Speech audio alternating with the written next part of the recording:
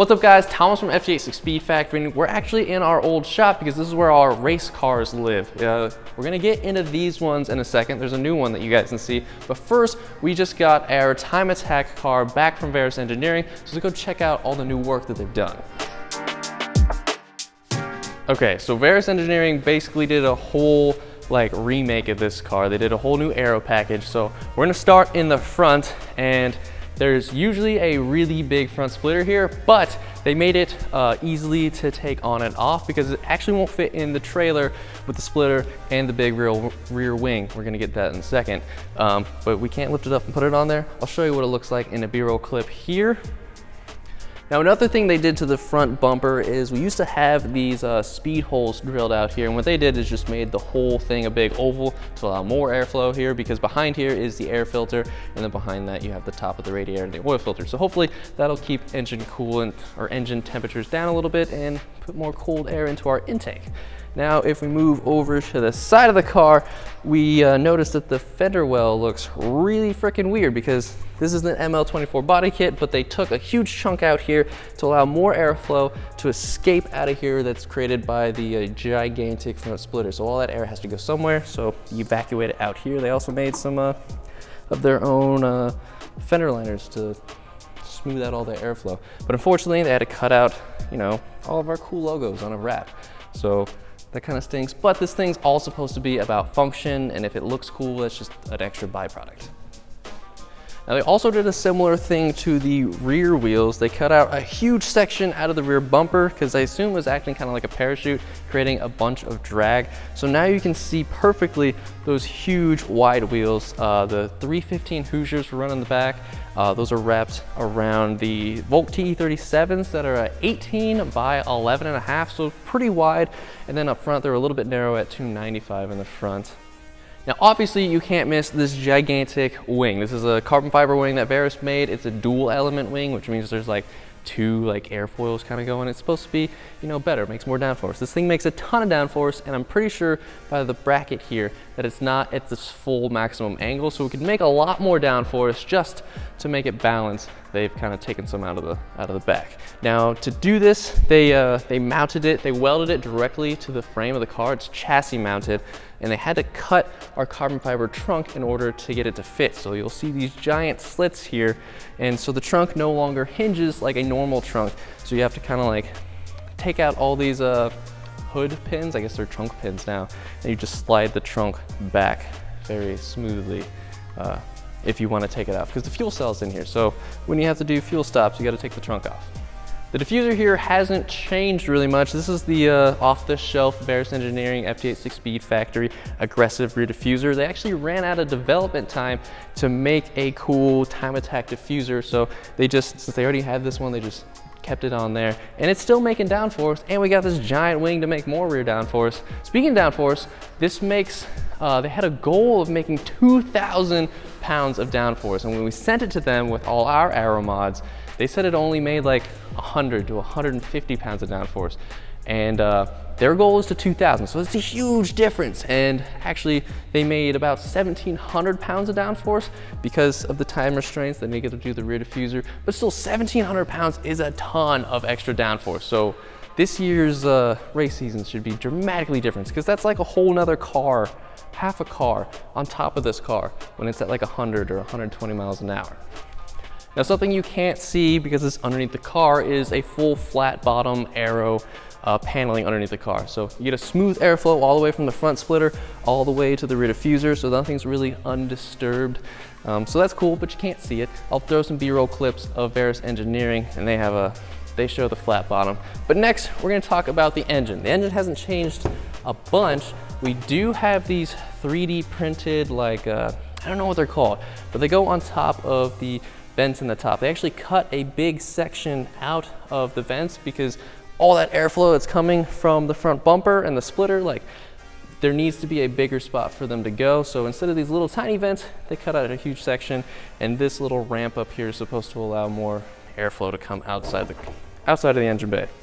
Now the major thing that's happened to the engine is really the cooling upgrade. We had made a bunch of revisions, but that never really changed anything last season because it would make like 2 laps and then it would overheat. So that was pretty terrible. So they totally redesigned it. They put their Varus Engineering radiator in here that has a Denso core, same core that they use in like NASCARs. And actually this radiator is actually on our website. So if you want the same one as in our time attack car, it's available on our website. They're only running 1 fan on here, and that's because 2 fans would create a little bit more drag and not enough flow. So we're just running 1 fan. Some race cars don't even have fans. Now in front of the radiator, we have a brand new oil cooler, and our old oil cooler was a big fat thing that was like really short. So now we have a really tall and skinny and wide one. It's almost the same width of the radiator. So that should hopefully solve our oil cooling problems. And then we have our intercooler in the front here. They did some more ducting work here to allow more airflow in there to be more efficient. So hopefully that all works out. Then the changes we still have yet to make, we're gonna pipe our wastegate. Right now it just dumps straight into the ground, but now there's a flat bottom engine bay, so they kind of pointless. So we're gonna pipe it into this big old hater pipe. And then we're gonna be changing wheels this season because we're taking Wedsport on as a sponsor. Right now we're running the Race T37s. They're not bad or anything, but the Wedsports are pretty cool.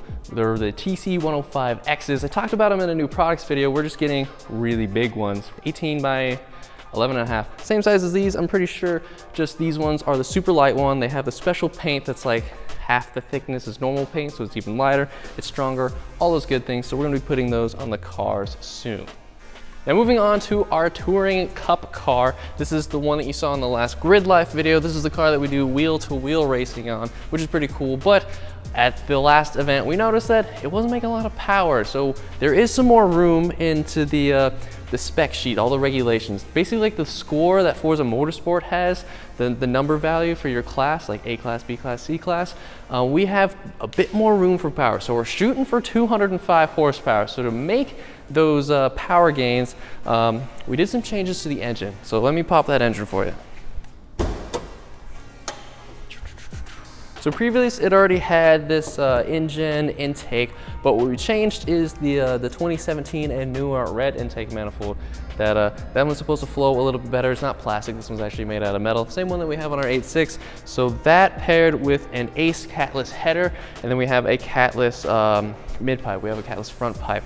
So those, plus we have EcuTech in here that we're gonna have tuned for E85, plus all these additions we made with a new header and the mid pipe. And so catless everything, new intake.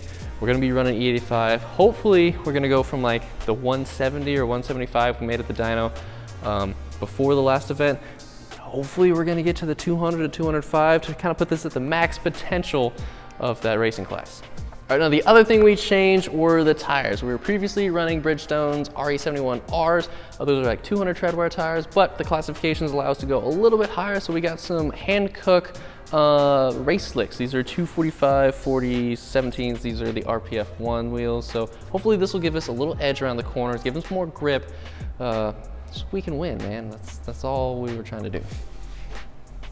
So really the changes of this car are pretty minor. We're just trying to get like 30, 35 extra horsepower to maximize the power to weight ratio of this for the classifications. Because like there's Mustangs and Corvettes out there with a bunch of V8 horsepower. So we're just trying to maximize this chassis, which I definitely think this chassis will do good in the wheel-to-wheel season. We're just gonna see the next Gridlife at Midwest in Gingerman. So yeah, moving on to the next car. This is the car that you guys haven't seen a lot of. This is an FRS, this is a salvage title. It's actually sat like this barren. No one's done anything to it for a really long time, and there's no engine. It was a front end collision. So now we've got an engine in it, and I want to show you to you. All right, so this is no FA20. This is a 5.7 liter LS1 out of a C5 Corvette. It's got aftermarket heads with 630 lift cams.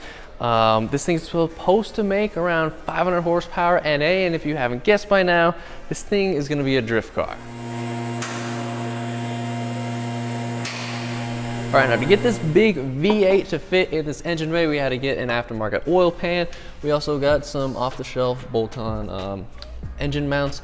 Now the transmission we're going to be running, that's not in here right now, is a T56 transmission. That's a 6-speed transmission, and it's going to be fitting in the same hole as a factory shifter. We're going to be using like a GTO shifter to do that. Then it's going to be mounted to a custom drive shaft. We're going to have to mate the T56 transmission to the factory rear diff. We're going to just run this thing till, like, I don't know, it explodes or something. So right now the car does not have a fuel tank.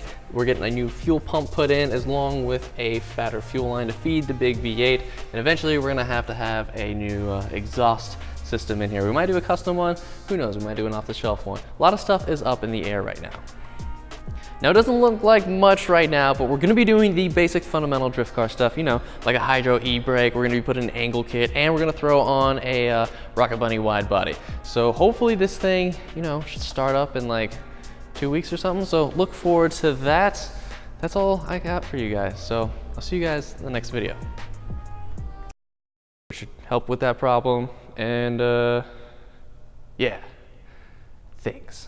This is a Hankook slick from Hankook, obviously. And the manufacturer is Hankook. Hankook by Hankook. It's super sweet wheel tire.